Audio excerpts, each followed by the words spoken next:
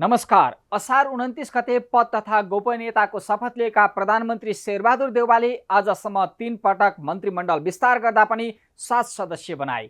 लामो समयसम्म सरकारलाई पूर्णता नदिएकै कारण प्रमुख प्रतिपक्षी दल एमाले देउबा सरकारलाई गाली गर्ने राम्रै मौका पाउँदा नागरिकमा पनि सरकारप्रति नकारात्मक धारणा बढ्दैछ। अध्यादेश मन्त्रालय भागभण्डा र शपथको कानुनी झमेलामा फँसेका प्रधानमन्त्री देउबा गठबन्धनका दललाई रिजाएर 1-2 दिनमै सरकारलाई पूर्णता दिने गरी छलफलमा भने व्यस्त हुँदा मन्त्री बन्नेको तछाड मछाड पनि बढ्न थालेको छ। मलाई मन्त्री बनाउनु पर्छ भन्दै नेताको दैलो चाहर्ने सांसदहरूको संख्या पनि उल्लेख्य छ। सत्ता गठबन्धन दल कांग्रेस माओवादी केन्द्रमा भन्दा पार्टी फुट्दा मन्त्री दिने आश्वासन दिएको जनता समाजवादी पार्टी र एमालेबाट फुटेर नेकपा एकीकृत समाजवादीमा लागेका सांसदलाई चित्त बुझाउन गाह्रो छ। एकीकृत समाजवादी र जसपाले मालदार मन्त्रालयमा आफ्नै दावेदारी प्रस्तुत गर्दा समेत मन्त्रीमण्डलले बुधबार पनि पूर्णता पाएन। मालदार मन्त्रालयमा न्यायोचित भागभण्डाको मुद्दा गठबन्धन दलभित्र पेचिलो बन्दै गर्दा देउबामाथि थप प्रश्न र आरोप थपिँदैछन्। 2 पटक संसद विघटन गरेका एमाले अध्यक्ष ओलीलाई अझै यो संसदप्रति माया नै छैन। उनको देउबालाई अहिले पनि सुझाव छ, संसद भङ्ग गरौँ, जनतामा जाउँ। ओलीको भनाई बारम्बार एउटै आएको छ, चुनाव चुनाव। गठबन्धनले साथ नदिएमा देउबालाई ओलीले साथ दिन तयार छन्। गठबन्धनले नै निर्वाचन गराए पनि आफूलाई कुनै फरक नपर्ने ओलीको भनाई र देउबाका विश्वासपात्र कानुन मन्त्री ज्ञानेन्द्र बहादुर कार्कीको बारम्बार ओलीसँगको भेटघाटले अर्को खिचडी त पाक्दै छैन भन्ने प्रश्न उब्जाइदिएको छ। आखिर राजनीति नै पर्यो जहाँ जे पनि हुन सक्छ। आउनुहोस् सुरु गरौँ आम जनताले बेहोरेको समस्या, अभाव र सरकारी सेवा सुविधाको झन्झट समाधानको सारथी बन्ने कार्यक्रम जनताको इजलास। म पुण्य प्रसाद धमला। कार्यक्रमको सुरुवातमा हेरौँ यो झलक।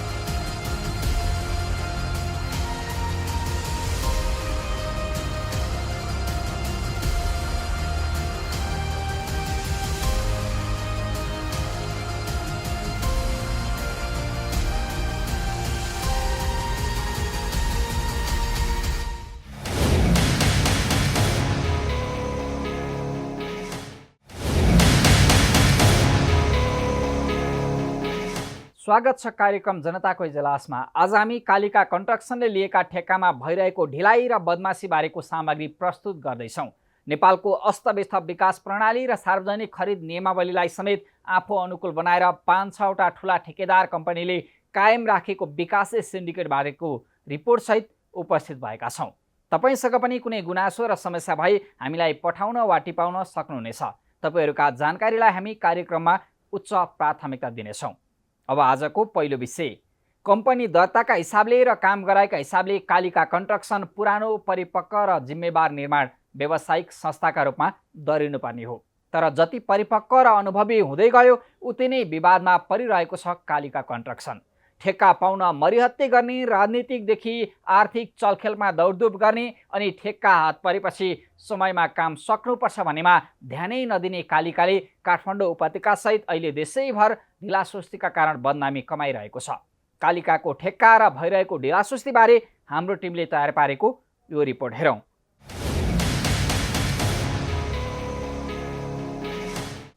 बागमती सभ्यता एकीकृत विकास परियोजना अन्तर्गतको बागमती करिडोर बनाउने काम अलपत्र परेको छ। करिब 20 वर्षदेखि सुरु भएको बागमती करिडोरको आयोजना पछिल्लो समय कालिका कन्स्ट्रक्सनको लापरवाही र आयोजनाको नीतिगत अनि साइट क्लियरको समस्याले अलपत्र परेको हो। बागमतीलाई पुरानै बहावको स्थितिमा फर्काउने र हराभरा बनाउने लक्ष्यसहित सुरु गरिएको बागमती ब्युटिफिकेसन आयोजना अन्तर्गतको ठेक्कामा हालिमुहाली गरिरहेको कालिका कन्स्ट्रक्सनले समयमै नसक्दा वर्षातको समयमा नदी आसपासको बस्ती हरेक वर्ष डुबानमा पर्दै आएको छ। सन् 2017मा 27 महिनाको समयसीमा राखेर कालिका कन्स्ट्रक्सनलाई करिब 1 अर्ब 92 करोड लागतको बागमती ब्युटिफिकेसनको ठेक्का दिए पनि आयोजनाको काम अझै पुरा हुन सकेको छैन। कोरोना महामारी र साइट क्लियर नभएको कारण देखाउँदै थपिएको ठेक्काको म्याद गुजार्दै आएको छ। अधिकार सम्पन्न बागमती सभ्यता एकीकृत विकास समितिबाट नदीलाई स्वच्छ पवित्र बनाउनको लागि नदीको दुवैतर्फ किनारामा ढलको पाइपलाइनहरू बिछ्याउने र त्यसको साथसाथै नदीको बहाव क्षेत्र कायम गर्ने, दुवैतर्फ तटबन्ध प्रखार लगाउने, नदी किनारामा कोरिडोर निर्माण गर्ने, ब्युटिफिकेसन जुन सौन्दर्यीकरणका कामहरू, त्यसको साथसाथै ऐतिहासिक पुरातात्विक धार्मिक स्थलहरूको मर्मत, सम्भार, संरक्षण, पुनर्निर्माण लगायतका कामहरू गर्दै आइरहेको सन्दर्भ छ।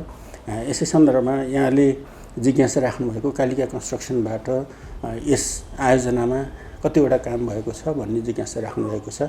त्यस सन्दर्भमा कालिका कन्स्ट्रक्सनबाट 3वटा निर्माण कार्यहरूको ठेक्कापट्टामा चाहिँ काम भइरहेको अवस्था सम्झौता भएर काम भएको अवस्था हो, जसमा एउटा पहिलो त यो अधिकार सम्पन्न बागमती सभ्यता एकीकृत विकास समितिको कार्यक्षेत्रमाथि गोकर्णबाट यहाँ पशुपतिभन्दा माथि 6.1 किलोमिटर र तिलगङ्गाको पुलबाट तल 900 मिटरसम्म ब्युटिफिकेसनको कामको ठेक्काको काम कालिका कन्स्ट्रक्सनले गरेको हो। यसमा 2073 साल 8 महिना 1 गते सम्झौता भएर 2077 सालको 6 महिना 25 गतेसम्म समयावधि रहेको थियो र यो यो आयोजना जुन यो प्रोजेक्ट छ यसमा भौतिक प्रगति 76% र वित्तीय प्रगति 68% भएको अवस्था छ। आयोजनाले आर्थिक हिसाब किताब मिलाएर म्याद थप्दै बागमती ब्युटिफिकेसनका नाममा ठूलो रकमको अपचलन गर्न खोजिएको कतिपय बागमती सफाई अभियन्ताको आरोप पनि छ। ठेकदार पक्ष आफै अर्थात् पूर्व मन्त्री समेत रहेका कालिका कन्स्ट्रक्सनका विक्रम पाण्डेले मुआब्जा माग्दै स्थानीयले काममा अवरोध गरेको बहानाबाजी गराएर बागमती ब्युटिफिकेसनको काममा ढिलाइ गरेको आरोप पनि कतिपयले लगाउँदै आएका छन्। 4 वर्ष अघि बागमती नदीलाई पुरानै शैलीमा फर्काउने र हराभरा बनाउने उद्देश्यसहित निर्माण कार्य थालेको बागमती करिडोर निर्माणको कामले गति नलिएको बारे परियोजना समेत बेमतलबी देखिएको छ। ब्युटिफिकेसनको काम हुने र नदीको बहाव क्षेत्रमा स्थानीय उपभोक्ताहरूबाटको चाहिँ 188 रोपनी जग्गा हाम्रो नदीमा परेको छ, यसको चाहिँ क्षतिपूर्ति पाउनुपर्छ भनेर सरकार समितिले आफ्नो माग राख्यो। त्यो माग राखेर चाहिँ अगाडि बढ्ने क्रममा कतिपय समयमा छलफल अन्तर्क्रिया सम्झौता हुँदै उहाँहरूको मागलाई पनि एड्रेस गर्दै अगाडि बढ्ने क्रममा कतिपय समयमा कामहरू स्थगित पनि भए र खुलाउँदै स्थगित हुँदै आउने अवस्था रह्यो। यसरी हुँदाखेरि करिब यो 77/6/25मा काम सम्पन्न हुने पर्ने आयोजना काम रोकिएको कारणले गर्दाखेरि चाहिँ उहाँहरूलाई हामीले 84 दिनभित्र चाहिँ काम रोकिएको 84 दिनभित्र चाहिँ काम दिनुपर्ने हुन्थ्यो, तर त्यो साइट खुल्न नसकेको कारणले गर्दाखेरि अहिलेसम्म पनि यो काम चाहिँ अगाडि बढ्न सकेको अवस्था छैन। अब त्यस्तै गरी दोस्रो प्याकेज नक्खुको पहिलो प्याकेजको काम छ। नक्खु दोभानदेखि 3.5 किलोमिटर माथिल्लो क्षेत्र चाहिँ कान्तिपुर कोलोनी करिब कान्तिपुर कोलोनीसम्मको क्षेत्रमा तटबन्ध, ढल र सडक निर्माणको कामहरू चाहिँ 2075 साल जेठ 30 गते सम्झौता भएर काम अगाडि बढेको अवस्था हो र माघ मसान्तसम्म 2078-3-25 सम्मको समयावधि थियो। कोभिड-19 को कारणले गर्दा फेरि धेरै लकडाउन भएको कारणले गर्दा धेरै ठाउँमा कामहरू हुन सकेन, नेपाल सरकारले गरेको लकडाउनको कारणले गर्दा।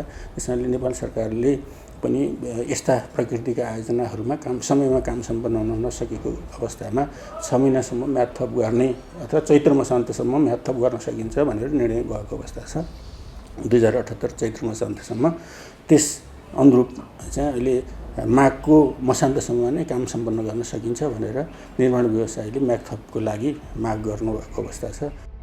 गोकर्ण ब्यारेजदेखि जोरपाटी पुलसम्म नदीको चौडाइ 35 मिटर, त्यहाँदेखि गुहेश्वरीसम्म 40 मिटर र गुहेश्वरीदेखि सिनामङ्गलसम्मको क्षेत्रमा करिब 30 मिटर चौडाइ बनाएर पानीको बहाव प्रति सेकेन्ड 450 बनाउने, दायाँ बायाँ हरित उद्यान निर्माण गर्ने योजनासहित बागमती ब्युटिफिकेसनको काम सुरु गरिएकोमा ठेक्काको समयसीमा गुजार्दा पनि कामले गति लिन सकेको छैन। स्थानीयले जग्गाको मुआब्जा मागेका कारण पनि निर्माणको काम सुस्त भएको छ। असारको पानी र बाढीले काठमाडौँ डुबाएपछि भने धेरैले बागमती करिडोर बनाउन गरेको ढिलाइले काठमाडौँ डुबानमा परेको बताइरहेका छन्। हुन त कालिका कन्स्ट्रक्सनले हात हालेका जलसँग सम्बन्धित विगतका आयोजनामा पनि समस्या देखिरहेको छ। बहुचर्चित राष्ट्रिय गौरवको योजना सिक्टा सिँचाइ आयोजना होस् वा वीरगञ्ज र विराटनगरको ढलको काम, यी सबै ठेक्कामा कालिकाले बदमासी गरेको छ। आर्थिक प्रलोभन र राजनीतिक शक्तिका आडमा ठेक्का हात पारेको कालिकाले अधिकांश ठेक्का लथालिङ्ग छाड्दा पनि ठेक्का प्रक्रियामा सहभागिता पाइरहनु देशकै लागि दुर्भाग्यपूर्ण छ। देशका थुप्रै आयोजना पूरा गर्न नसक्दा पनि कालिका कन्स्ट्रक्सनले थप ठेक्का पाइरहेको छ। राज्यका निकायहरू त्यो नियमन गर्ने क्षमतामा रहन नसक्दा, नियमन गर्न नसक्दा यस्ता कम्पनीहरूले यो अवाञ्छित लाभ उठाइरहनु राज्यको लागि दुर्भाग्यपूर्ण कुरा हो। अब यसमा चाहिँ मैले अघि नै भने नियमन गर्ने, सूक्ष्म विश्लेषण गर्ने गरी त्यो निकाय हामीसँग भएन निर्माण क्षेत्रमा, र राज्यका निकायले जायज कुरामा कडाइका साथ नियमन गर्ने, अप्ठ्यारा कुराहरू सुल्झाउने यो खालको भूमिका नभएसम्म यस्ता कम्पनीहरूले देशलाई घाटा लगाई आफू नाफा हुने त्यो टेन्डेन्सी त्यो खोज्ने हो। हामी कहाँ भइरहेको नै त्यही हो। कालिकाले विराटनगर महानगरपालिकामा मजौला शहरी एकीकृत शहरी वातावरणीय सुधार परियोजनामा 6 पटक म्याद थपेर बदनाम कमायो। पाण्डेको कालिका कन्स्ट्रक्सन कम्पनी विराटनगरमा मात्रै होइन वीरगञ्जमा पनि आलोचित छ। वीरगञ्जमा ढल निकासका लागि अन्डरग्राउन्ड नाला निर्माण गर्दा गुणस्तरहीन काम गरेको आरोपमा स्थानीयले चर्को विरोध गरेका थिए।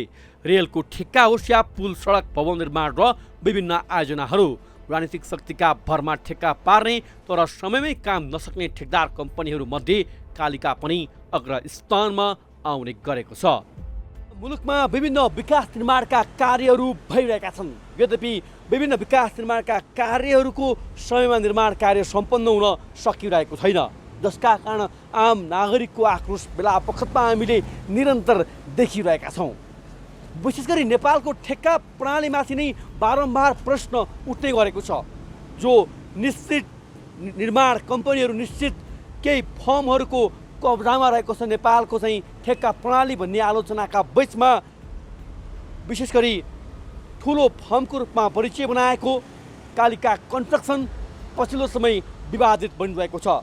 चाहे यसका सञ्चालक हुन्, चाहे यसको विभिन्न परियोजना र ठेक्कामा यसले गरेका कार्यहरूको प्रगति विवरण होस्, त्यो सन्तोषजनक पक्कै छैन। देशैभर विभिन्न क्षेत्रमा सडक आयोजना, पुल निर्माण लगायतका जति पनि विकास निर्माणका कार्यहरू र आयोजनाहरू छन्, त्यसमा हात हालेको कालिका कन्स्ट्रक्सनले समयमै काम सम्पन्न नगरेको, बारम्बार कालो सूची लगायतका चाहिँ कारबाहीमा परेको कुराहरू सुन्नमा आइरहेको छ र विभिन्न तथ्यले पनि बताइरहेको छ। तर कालिका कन्स्ट्रक्सनले आफूले लिएका कामहरू समयमा सम्पन्न नगरेको भन्दै विभिन्न निकायहरूबाट कारबाहीमा समेत यो कन्स्ट्रक्सन पर्दै आएको छ। यसका सञ्चालक समेत विभिन्न कारबाहीमा परिसकेका हुन्। यसरी हेर्ने हो भने कालिका कन्स्ट्रक्सनले गरेका जति पनि निर्माण कार्यहरू छन् र जुन आयोजनामा अहिले हात हालिरहेको छ, जुन आयोजनाहरूको निर्माण कार्य समयमै सम्पन्न हुनुपर्थ्यो, त्यो हुन नसकिँदा नेपालको ठेक्का प्रणालीकै कारण विशेष गरी नाम चलेका पप्पू कन्स्ट्रक्सन, कालिका कन्स्ट्रक्सन लगायत सैलुङ कन्स्ट्रक्सन जो बदनाम र विशेष गरी ठुला नेताहरूको संरक्षणमा रहेका ठेकदारहरू छन्, उनीहरूलाई नेताकै संरक्षणका कारणले गर्दा बारम्बार ठेक्का र विभिन्न आयोजनाहरू परिरहेको छ। यो नै नेपालको विकास प्रणालीमा मुख्य बाधक र लाजमर्दो कार्य हो, जसतर्फ कानुन संशोधनको कुरा र ठेक्कामा स्वच्छ प्रतिस्पर्धाका बीचमा सम्पूर्ण फर्मलाई आउन सक्ने व्यवस्था गर्नुपर्छ र विशेष गरी कालिका कन्स्ट्रक्सन जुन हिसाबमा यसले गरेका कार्य र परियोजनाहरू आयोजनाहरू छन् त्यसमा सरकारले गम्भीरतापूर्वक अनुगमन, नियमन र कारबाही गर्न आवश्यक छ।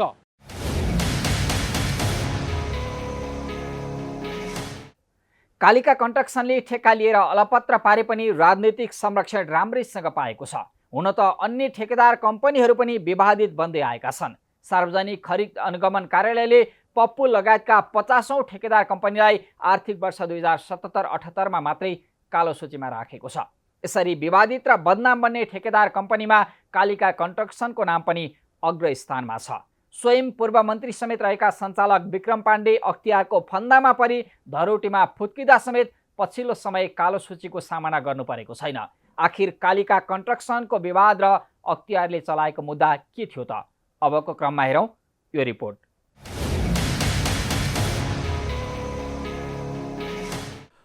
पूर्व मन्त्री तथा राप्रपा नेता विक्रम पाण्डेको कम्पनी हो कालिका कन्स्ट्रक्सन। कालिका कन्स्ट्रक्सनको छवि विगतदेखि नै राम्रो छैन। राज्य शक्तिको आडमा ठेक्का हातमा पार्ने तर काम समयमै नसक्ने अन्य कम्पनी जस्तै कालिका कन्स्ट्रक्सनको नाम पनि अगाडि नै आउँछ।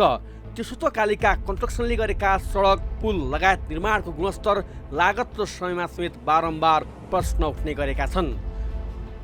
ठेक्का पाएर मोबिलाइजेसन पेस्की लिने अनि विभिन्न बहानामा वर्षौंसम्म काम नगर्ने, बरु उल्टै लागत बढाउने खेल खेल्ने मामिलामा पूर्व मन्त्री पाण्डेको कम्पनी पनि चर्चित रहँदै आएको छ। कतिपय अवस्थामा के हुन्छ भने बजेट चाहिने लेभलमा छुट्टिएको हुँदैन। अनि निर्माण कम्पनीहरूले ठेक्का लिए पनि यो वर्ष कति बजेट छुट्टिएको छ त्यो हिसाबले काम गर्ने हुन्छ। कुनै अर्को प्रोजेक्टमा बढी बजेट छुट्टिएको छ भने त्यतातिर गएर बढी काम गर्न खोज्ने, एउटै रिसोर्सले सबैतिर प्लान गर्ने त्यो अवस्था हुन्छ। यसलाई समग्र रूपमा चाहिँ नीतिगत तहबाटै सुल्झाउनुपर्छ। एउटा ठेक्का जसले पाण्डेलाई अख्तियार दुरुपयोग अनुसन्धान आयोगले समेत भ्रष्टाचार मुद्दा दायर गरेको छ।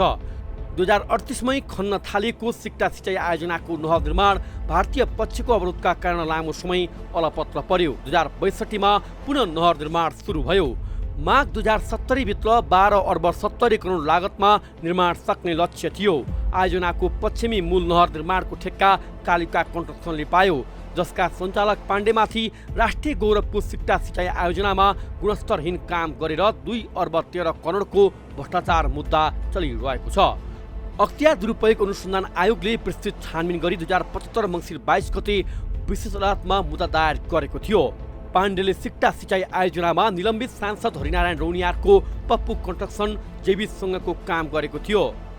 तर सिक्टाको नहरको काम गुणस्तरहीन भएर परीक्षणका क्रममा ड्याम नै भत्केपछि आयोगले ती दुवै कम्पनीमाथि भ्रष्टाचार कसुरमा मुद्दा चलाएको थियो। पप्पूमाथि अख्तियारले 2075 असोजमा मुद्दा चलाएको हो भने कालिकामाथि 2075 मङ्सिरमा मुद्दा दायर गरेको थियो। 16 गते पक्राउ समेत परेका पाण्डे 4 करोड रुपैयाँ धरोटी बुझाएर छुटेका थिए। सरकारी कर्मचारीसँगको मिलोमतोमा कालिकाले गुणस्तरहीन काम गर्दाको परिणाम भएको स्थानीयले बताउँदै आएका छन्। पाण्डेको कालिका कन्स्ट्रक्सनलाई 1 अर्ब 37 करोड 42 लाखको ठेक्का भाग परेको छ, जबकि उनीमाथि राष्ट्रिय गौरवको सिक्टा सिँचाइ आयोजनामा गुणस्तरहीन काम गरेर 2 अर्ब 13 करोड भ्रष्टाचार गरेको मुद्दा चलिरहेको छ। मुद्दामा पाण्डेलाई 2 वर्ष कैद सजायको माग समेत गरिएको छ। पाण्डेले अहिले पनि राजनीतिक पहुँचका आधारमा ठेक्का आफ्नो पक्षमा पार्दै आएका छन्, जबकि सार्वजनिक खरिद कानुन अनुसार अदालतमा मुद्दा रहेका ठेकदार कम्पनीले ठेक्कामा भाग लिन पाउँदैनन्। सार्वजनिक खरिद नियमावलीको 6औं संशोधनले त्यस्ता ठेकदारले ठेक्का प्रक्रियामा भागै लिन नपाउने व्यवस्था गरेको छ। तर शक्तिशाली ठेकदारकै दबावमा गत वर्ष भएको नियमावलीको 8औं संशोधनमा त्यसलाई सरकारले गर्ने निर्णय अनुसार हुने भन्ने व्यवस्था गरियो। सार्वजनिक खरिद ऐनको दफा 7 को व्यवस्था हामीले एकचोटि यसो विश्लेषण गर्यौँ भने सार्वजनिक खरिद गर्ने गराउने सम्पूर्ण जिम्मेवारी सम्बन्धित सार्वजनिक निकाय, जुन कार्यालय अथवा जुन मन्त्रालय भन्दा पनि जुन कार्यालयले त्यो खरिद ठेक्का भन्दा पनि खरिद कार्य गर्ने हो, त्यो निकायको प्रमुखको जिम्मेवारी हो। त्यो जिम्मेवारीको लागि हामीले विद्युतीय खरिद प्रणाली प्रयोग गरेका छौँ, हामीले डेभलप गरेका छौँ। त्यो चाहिँ सबै निकायले प्रयोग गरिरहेको अवस्था छ। त्यो गर्दाखेरिको अवस्थामा मैले अघि भनेकै प्रावधान अनुसारले खरिद कार्य गर्ने गराउने जिम्मेवारी सार्वजनिक निकायको प्रमुखको र विद्युतीय खरिद प्रणाली हामीले डेभलप गरेको र त्यसको लागि कुन खरिद विधिको लागि कुन बोलपत्र कागज प्रयोग गर्ने हो त्यो नमुना बोलपत्र कागज हामीले जारी गरेका छौँ र तपाईँले भनेको जस्तो विकृत हिसाबले हामीले नमुना बोलपत्र कागज जारी गरेका छैनौँ।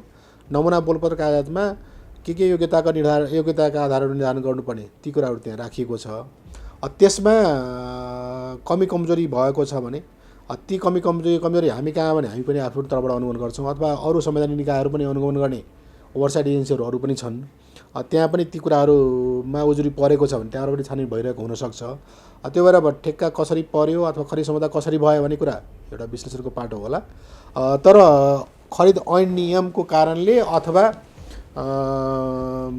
खरिद ऐन नियमकोलाई आधार बनाएर यसरी यो सम्झौता भयो अथवा यो खरिद कार्य भयो भन्ने निष्कर्षमा पुग्नु चाहिँ त्यति सान्दर्भिक हुँदैन।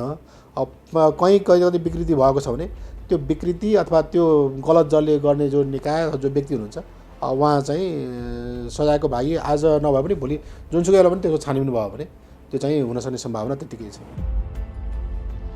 संशोधित व्यवस्था अनुसार ठेक्का लगाउने निकायले विभागीय मन्त्री समक्ष खरिद मूल्याङ्कनमा सहभागी गराउने वा नगराउने भनेर स्वीकृत लिनुपर्ने हुन्छ। त्यही कानुनी क्षेत्रको प्रयोग गर्दै तत्कालीन भौतिक पूर्वाधार तथा यातायात मन्त्री वसन्त कुमार नेङमाङले भ्रष्टाचार मुद्दा खेपिरहेका पाण्डेको कम्पनीलाई पनि खरिद मूल्याङ्कनमा सहभागी गराउन स्वीकृति दिएका थिए। मुद्दा चलिरहेको ठेकदार कम्पनीले ठेक्कामा भाग लिए पनि उसको प्रस्ताव मूल्याङ्कनमा समावेश पर्ने सम्भावना नहुँदा राजनीतिक आडमा उनले ठेक्का पाउँदै आएका छन्। प्रदेश एक सरकारको भौतिक पूर्वाधार मन्त्रालयले पाण्डेको कम्पनीलाई प्रदेश सरकारको ठेक्कामा भाग लिन रोक लगाए पनि सङ्घीय सरकारले भने त्यही प्रदेशको ठुलो आयोजना निर्माणको जिम्मा दिइरहेको छ। पछिल्लो ठुलो ठेक्का पूर्व पश्चिम रेलमार्ग अन्तर्गत झापाको काकडभिट्टादेखि सुनसरीको इनरुवासम्म रेलवेको 106 किलोमिटर ट्र्याक बेड निर्माणका लागि विक्रम पाण्डेको कालिका कन्स्ट्रक्सन पनि सहभागी हुँदैछ। यसले पनि प्रश्न पार्छ पाण्डेले राजनीतिक आडमा ठेक्का लिने, पेस्की बुझ्ने र काम अलपत्र पार्ने कामलाई अझै निरन्तरता दिइरहेका छन्।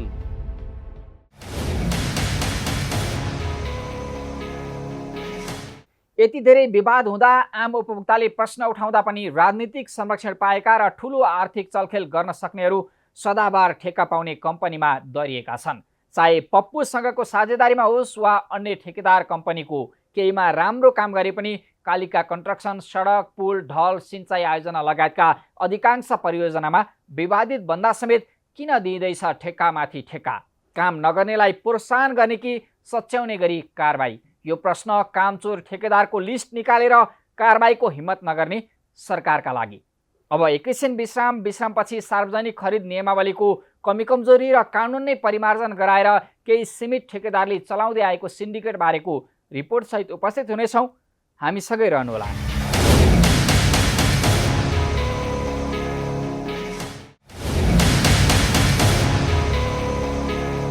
विश्रामपछि स्वागत छ। तपाईँ हेर्दै हुनुहुन्छ कार्यक्रम जनताको इजलास।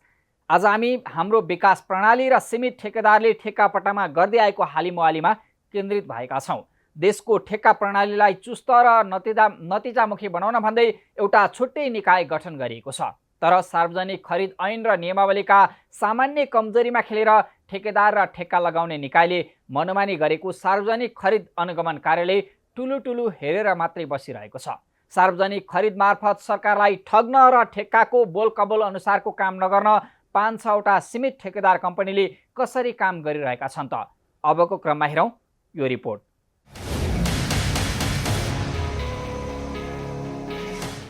सार्वजनिक निकायले प्रतिस्पर्धी मूल्यका लागि निर्माण तथा आपूर्तिकर्ता छान्न ठेक्का लगाउँछन्। तर अहिले भने मिले महत्त्वमा पहिल्यै ठेकेदार छानेर प्रक्रिया पुरा गर्न मात्रै ठेक्का लगाउने प्रचलन मौलाउँदो छ। यस्ता नियोजित ठेक्काले राज्यको स्रोत साधनमा सीमित व्यवसायी र सरकारी अधिकारीलाई मनपरी गर्ने ठाउँ दिइरहेको छ र जोगिन सक्ने राज्यको स्रोतको पनि चरम दुरुपयोग भइरहेको छ। केही वर्ष अघिसम्म ठुला ठेकेदारले चुल्टे मुन्द्रेहरूको साथ लिएर साना ठेकेदारलाई बोलपत्र किन्न रोक्दै प्रतिस्पर्धा सीमित गर्न अनेक हदकण्डा अपनाउन खोज्थे। तर विद्युतीय बोलपत्र मार्फत अनलाइनबाटै बिडिङ गर्ने प्रणाली सुरु भएपछि ठेक्कामा प्रतिस्पर्धा खुम्च्याउन सरकारी प्राविधिक तथा कर्मचारीहरूसँग ठुला ठेकेदारले साँठगाँठको बाटो अपनाएको देखिन्छ। कन्स्ट्रक्सन इन्डस्ट्री एक्ट र त्यसभित्र रेगुलेसनको मेकानिजम, रेगुलेटर सहितको रेगुलेसनको मेकानिजमको आवश्यकता हो। त्यो भनेको जस्तो मान्नुहोस् अहिले विभिन्न बैङ्कहरू छन्, तिनीहरूले राम्रो फङ्सन गरिरहेछन्। कारण के हो, त्यहाँ एउटा स्पष्ट व्यवस्था छ। राष्ट्र ब्याङ्कले नियम यो रेगुलर कन्टिन्युअस बेसिसमा उनीहरूको अब्जर्भ गरिरहेको हुन्छ, नियमन गरिरहेको हुन्छ। अनि त्यसको डिटेलिङ दिएको हुन्छ, यो गर्न मिल्ने, यो गर्न नपाइने, यो गर्यो भने यसरी चाहिँ लाभ लिन सक्छ भनेर मौद्रिक नीति मार्फत त्यो आइरहेको हुन्छ। त्यही चाहिँ यता इमेजिन गर्नुहोस्, कन्स्ट्रक्सन इन्डस्ट्रीलाई विभिन्न कन्ट्र्याक्टरहरूले यस्ता कन्ट्र्याक्टहरूमा यसरी काम गरेको भेटिएमा यस्तो हुन सक्ने। अनि दर्ता हुँदा कम्पनीको रूपमा दर्ता भएर आइसके पछाडि पनि यता चाहिँ उसले फुल टाइम इन्जिनियरहरू यतिजना राख्नुपर्ने, उसको पुँजी कम्तीमा यति भएको हुनुपर्ने, यस्ता डिटेलिङहरू राखेर अहिलेका सानातिनाहरूलाई मर्ज हुँदै ठुलो बन्न प्रेरित गर्ने गरी यसरी मर्ज भएर आयो भने यो सुविधा दिने, यस्ता खालको डिटेलिङ सहित गरियो भने ती निजी कम्पनीहरू ठुला बन्छन्। ठुला भएपछि हरेकले छुट्टै रिसोर्सहरू जुन व्यवस्था गर्नुपर्ने बाध्यता छ त्यसको त कस्ट हुन्छ इकोनोमीमा। त्यो कस्ट चाहिँ एउटै ठुलो अर्गनाइजेसनसँग चाहिँ त्यसलाई चाहिँ इफेक्टिभली युटिलाइज गर्न सक्ने गरी भनौँ न, ठुलो पुँजी परिचालन गर्न सक्दाखेरि उसले ठुलै क्यापेसिटीको इक्विपमेन्ट चलाउला, ठुलो क्यापेसिटीको म्यान पावरको व्यवस्था गर्ला, धेरै सङ्ख्यामा व्यवस्था गर्ला तिनीहरू। त्यसो हुँदाखेरि उसले आफूले लिएका कामहरूलाई समयमा गुणस्तरीय तरिकाले चाहिँ नियमन गर्न सक्ने क्षमता बन्छ। मैले के भने, क्षमता मात्रै बन्ने हो। फेरि त्यसलाई अब नियमन, त्यसलाई फेरि दिनदिनै सुपरिवेक्षण गर्ने भनेको फेरि त्यो ठेक्का लगाउने निकायको काम हो। त्यहाँ पनि कडाइ गर्नुपर्छ। मैले भन्न खोजेको त्यो इन्डस्ट्रीलाई नै रेगुलेट गर्ने लेभलमा चाहिँ पहिला व्यवस्था भयो भने कार्यान्वयन तहको समस्याहरूलाई क्रमिक रूपमा सुल्झाउँदै जान सकिन्छ। सार्वजनिक खरिद कानुनको मुख्य उद्देश्य खरिद प्रक्रियालाई खुला, पारदर्शी र प्रतिस्पर्धी बनाउने हो। तर पछिल्ला दिनमा खरिद प्रक्रिया बढी विवादमा परिरहेका छन्। कानुनको उद्देश्य अनुरूप काम नभएपछि कानुनलाई हुबहु कार्यान्वयन गर्न आलटाल गरेपछि समस्या नै समस्या देखिने गरेको छ। सार्वजनिक खरिदमा पछिल्लो समय टेक्निकल स्पेसिफिकेसन, क्वालिफिकेसन क्राइटेरिया र इभालुएसन क्राइटेरिया पक्षमा समस्या देखिन्छन्। प्याकेज बनाएर ठेक्का लगाउने र ठुलाको हाली मुहाली चलाउन, प्रतिस्पर्धा खुम्च्याउन अनेक खेल चल्ने गर्छन्। आखिर किन त? सार्वजनिक खरिद 100% प्रभावकारी भएको अवस्था त छैन। त्यो नभएको कारणले गर्दाखेरिको अवस्थामा यति टिक्का टिप्पणी र यति भनौँ न विकासमा केही विकास प्रभावित भइरहेको अवस्था छ। तर ती हुँदाहुँदै पनि यसमा ऐन नियमकै कारणले भएको भन्दा पनि धेरै ठाउँमा पनि भन्ने गरिन्छ नेपालको सार्वजनिक खरिद कानुनको कारणले गर्दाखेरि विकास बाधक हुन सकेको हो कि भन्नेसम्म भनाइ छ। तर त्यो हेरियो भने, त्यसलाई विश्लेषण गरियो भने त्यो साँचो होइन कि भन्नेसम्म मैले भन्नुपर्ने त्यसका तथ्यहरू पनि छन्।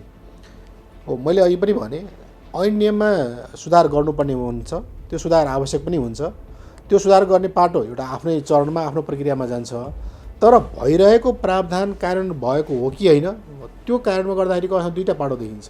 एउटा चाहिँ केही कामहरू गरौँ, कहीँबाट केही कारवाही भइहाल्छ कि भन्नेसम्म गएर काम चाहिँ नगरिदिने भन्नेसम्म त्यो पनि एउटा देखिन्छ।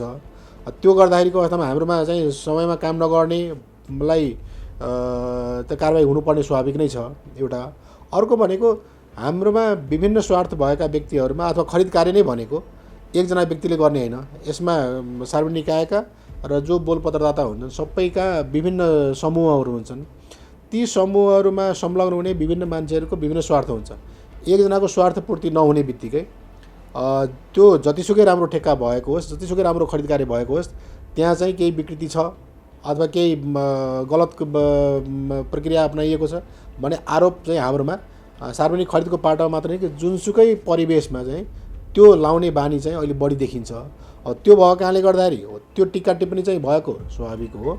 तर त्यसमा सत्यता कति छ भन्ने कुरा त्यो अध्ययन गरिसकेपछि, त्यसमा त्यो मुद्दामा विश्लेषण गरिसकेपछिको अवस्थामा बल्ल त्यसलाई निष्कर्षण पुर्याउन सकिएला।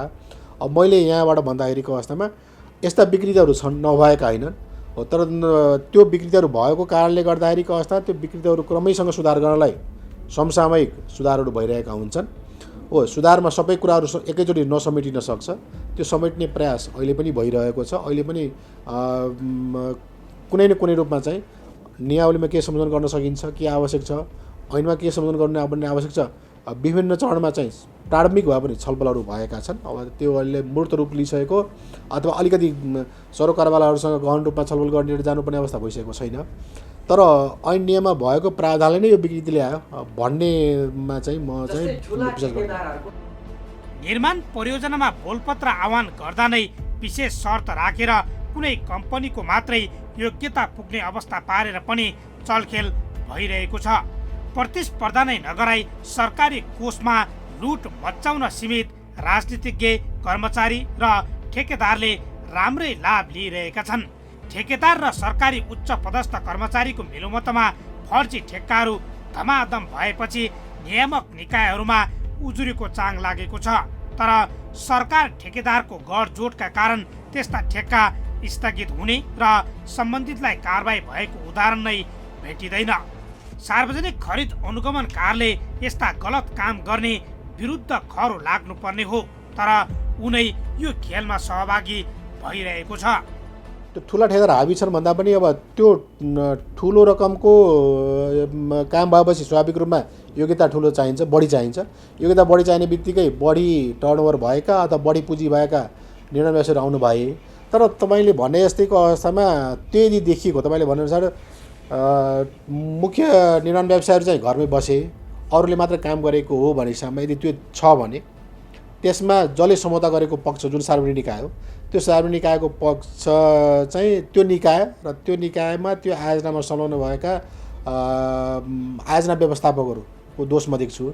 किनभने विगतमा यो कुरा प्रष्ट रूपमा बोलिएको थिएन, तर सम्भवतः छैटौँ संशोधनबाट हो जस्तो लाग्छ मलाई, अथवा एउटा सार्वजनिक खरिद नियावलीको संशोधनमा जुनसुकै खरिद कार्यमा संलग्न हुने जुनसुकै निर्माण व्यवसायी सामूहिक उपक्रममा आएको होस्, सबै उत्तिकै जिम्मेवार छन् भनिस नियावली पनि लेखिएको छ। त्यही अनुसारले त्यही कुरालाई नमुना बोलपत्र कायदामा पनि ती कुरालाई अनुवाद गरिएको छ र त्यही अनुवादमा निर्माण व्यवसायीको पक्षबाट र सार्वजनिक निकायको पक्षबाट चाहिँ सम्झौतामा सही गर्नुभएको छ। यदि त्यो भएको छैन, मुख्य निर्माण व्यवसायी आउनु भएको छैन भने ल्याउने काम त जब सम्झौतामा गरेपछि मैले र तपाईँले सम्झौता गरेपछि मैले सम्झौता बमोजिम काम गरेन भने त त्यो समात्ने काम तपाईँको हो नि त। तपाईँले सम्झौता बमोजिम गरेको काम गर्नु भएन, समात्ने काम त मेरो हो। त्यो यदि भएको छ भने त्यसमा चाहिँ त्यो ऐन नियमको दोष होइन कि सार्वजनिक निकाय जसले सम्झौता गर्नुभएको छ त्यो सम्झौताको कार्यान्वयनमा चाहिँ त्रुटि भएको अथवा ध्यान नपुगेको जस्तो हो। अन्य कम्पनीलाई कामै नदिनका लागि यहाँ अनेक जालजेल समेत हुने गरेका छन्। यति बेला विवादित बनेको कालिका कन्स्ट्रक्सन सहित विभिन्न 7वटा कम्पनीले कर्मचारी तन्त्र र विभिन्न दलका राजनीतिक नेतृत्वलाई हातमा लिएर ठेक्का प्रतिस्पर्धा नै नहुने अवस्था सिर्जना गरेर अर्बौंको ठेक्का हात पारिरहेका छन्। यस्तो कार्टेलिङले मध्यम तहका ठेकेदारलाई स्वच्छ प्रतिस्पर्धामा आउनै नदिएर आफ्नो अनुकूलतामा ठेक्का हात पारेर राज्यलाई अर्बौं घाटा पुर्याउने काम भइरहेको छ। ठुला ठेक्का फिक्सिङ गर्नेमा राप्रपा नेता विक्रम पाण्डेको कालिका कन्स्ट्रक्सन, कङ्ग्रेसका नेता मोहन आचार्यको रसुवा कन्स्ट्रक्सन, कङ्ग्रेस नेता जयराम लामिछानेको स्वच्छन्द निर्माण सेवा, कङ्ग्रेस नेता जीव छिरिङ लामाको लामा कन्स्ट्रक्सन, रमेश शर्माको शर्मा एन्ड कम्पनी र ऋषि सुवेदीको तुदी कन्स्ट्रक्सन र शारदा प्रसाद अधिकारीको सैलुङ कन्स्ट्रक्सन छन्। उनीहरूले राजनीतिक तह र कर्मचारीको मिलोमतमा कुनै आयोजना तयार पार्दा नै फरक फरक प्रकृतिका कामलाई एउटै प्याकेज बनाउँदै विकृति मौलाएको आरोप लाग्दै आएको छ। हेरिदिने पहिलो स्वाभाविक रूपमा जिम्मेवार भनेको सम्झौता गर्ने जो पक्ष हो सार्वजनिक निकाय त्यसले हो। किन भन्दाखेरि त्यो कुरामा उहाँले हामीले जारी गरेको नमुना बोलपत्र कायदामा जुन सम्झौता गर्नुभएको छ त्यो सम्झौतामा के हुन भने यो सम्झौताका उपक्रमका जति साझेदारहरू छन् अथवा निर्माण व्यवसायी आफै एक्लै पनि छन् भने त्यो निर्माण व्यवसायी एक्लै छन् भने निर्माण व्यवसायी एक्लै सम्पूर्ण रूपमा जिम्मेवार हो। यदि त्यहाँ अरू पनि पार्टनरहरू छन् भने ती पार्टनरहरू आफ्नो सेयर बमोजिमको उत्तिकै जिम्मेवार हो भनेसम्म सही गराउनु भएको छ गर्नुभएको छ भने र उहाँहरूले गरेको काममा त्यसो देखिएको छ भने त्यो गर्न दिने जुन सार्वजनिक निकायको प्रमुख हो, जुन आयोजना कार्यालयको अथवा आयोजना व्यवस्थापकहरू हुन्छ, उहाँको त्रुटि हो। म अहिले पनि फेरि भन्छु, यदि त्यो भइरहेको छ भने त्यो काम चाहिँ उहाँहरूबाट सम्बन्धित निर्माण व्यवसाय आउनुभएको छैन भने त्यसले कसरी समात्न सकिन्छ, ल्याउन सकिन्छ, त्यो जिम्मेवारी त्यहाँ लेखेको छ, त्यो नमुना बरोबर कागजमा त्यो गर्नुपर्ने हो।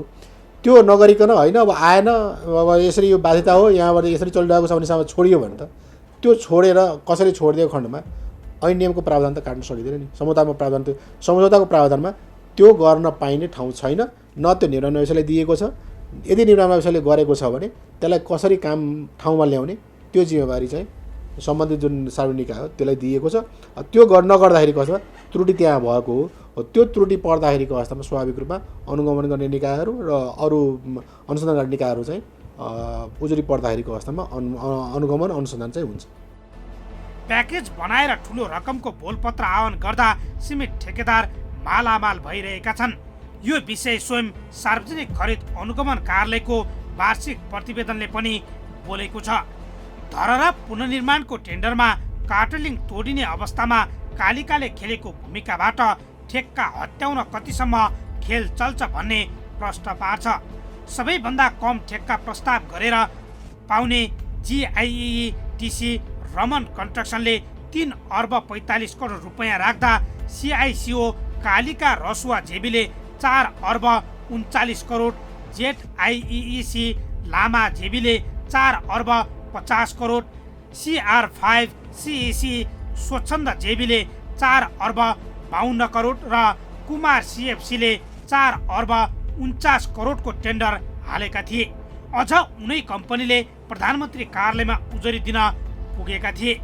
अझ 2071 भदौमा संसदीय समितिमा सरकारवालासँगको छलफलमा विदेशी निर्माण कम्पनीलाई 60 करोड रुपियाँको थ्रेस होल्ड राख्ने भन्नेमा सबै सांसद सहमत थिए। यसैबीच ठेकेदारहरूको यो समूहको प्रयोजनमा 7 जना सांसद र संसदका 6 कर्मचारीलाई मलेसिया र सिङ्गापुर 5 दिन घुम्ने व्यवस्था मिलाइयो। करिब 25 लाख भ्रमण खर्च मध्ये आधा जति ठेकेदारको क्षमता विकासका लागि हरेक ठेक्का अङ्कको 0.10% निर्माण व्यवसाय प्रवर्धन तथा व्यवस्थापन कार्यान्वयन समितिमा जाने कोषबाट व्यवस्था मिलाइएको थियो। प्रकाश ज्वाला, सीपी मैनाली, गोपाल दहित, जनार्दन ढकाल, जगदीश नरसिंह केसी, रत्न शेरचन, शेरबहादुर तामाङ थिए। अर्थ समितिको प्रतिवेदनमा जे भनिए पनि त्यो निर्माण व्यवसायी महासङ्घको प्रयोजनमा भएको घुमफिर थियो। ठेकेदारहरूले त्यो घुमफिर कार्यक्रम बनाउनुको उद्देश्य संसदमा विचाराधीन सार्वजनिक खरिद ऐन 2063 को पहिलो संशोधनमा 1 अर्ब रुपियाँको थ्रेस होल्ड राख्न ठेकेदारहरू सफल भए। सोही बमोजिम 70 करोडदेखि 1 अर्ब मुनिका ठेक्काका यी ठुला ठेकेदारहरू मात्रै सहभागी हुन पाउने भए, किनकि साना र मझौला ठेकेदारलाई वार्षिक 70 करोड रुपियाँ माथिको ठेक्कामा सहभागी हुन योग्यता र कामको अनुभव पुग्दैन। ठेक्का रकम 70 करोड रुपियाँ माथिको बनाएर सिमेन्ट ठेकेदार बीच मात्रै प्रतिस्पर्धा हुने र हाली मुहाली गर्ने व्यवस्था बनेको थियो। सार्वजनिक खरिद ऐन दफा 10 उपदफा 3 को सोझो उल्लङ्घन गरे पनि सबै तैचुप मैचुप लागेका छन्।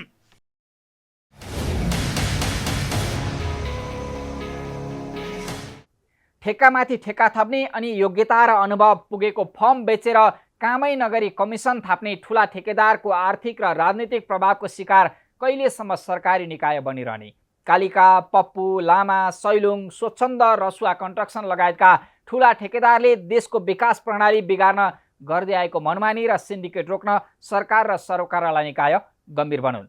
हाम्रो खबरदारी जारी रहनेछ। यस्ता कुनै पनि पीडा, व्यथा र गुनासोमाथि कार्यक्रम जनताको इजलास मार्फत निरन्तर खबरदारी गरिरहनेछौँ। व्यवसायीले नीति नियम मिचेर गरेका बदमासी, जनताको गुनासो र कथा व्यथासँगै सरकारी निकायबाट दिइने सेवा प्रवाहमा भए गरेका कमी कमजोरी केलाएर हामी सुधारको प्रयास कार्यक्रम मार्फत खोज्नेछौँ। तपाईँ हामीलाई आफूले बेहोरेका समस्या र गुनासो स्क्रिनमा देखाइएको टेलिफोन नम्बर र इमेल ठेगानामा टिपाएर वा पठाएर समस्या समाधानको साझा आवाज बन्न सक्नुहुनेछ। हवस् त, आजका लागि जनताको इजलास यति नै। फरक विषयवस्तु र तपाईँहरूकै गुनासोसहित अर्को कार्यक्रममा पुनः उपस्थित हुने नै छौँ। प्राइम टाइम्स टेलिभिजन हेर्दै रहनुहोला। नमस्कार।